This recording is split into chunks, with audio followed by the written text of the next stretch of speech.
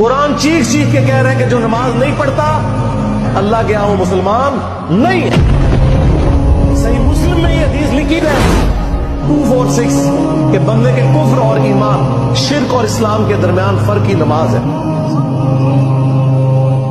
یہ حدیث مسلم میں ہی لکھی رہ گئی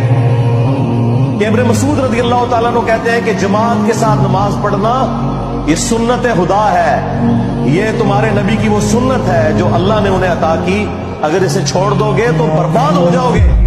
رسول اللہ کے زمانے میں اگر کوئی بیمار بھی ہوتا اور دو بندوں کے سہارے مسجد میں آ کے نماز پڑھ سکتا تو اس کی کوشش ہوتی کہ میں مسجد میں جماعت سے نماز پڑھوں، کہیں مجھے منافق نہ شمار کر لیا جائے۔ جماعت چھوڑنے پر رسول اللہ کے زمانے میں سمجھا جاتا تھا صلی اللہ علیہ وسلم کہ بندہ منافق ہے۔ صحابہ کرام کو، اہل بیت کو کب معلوم تھا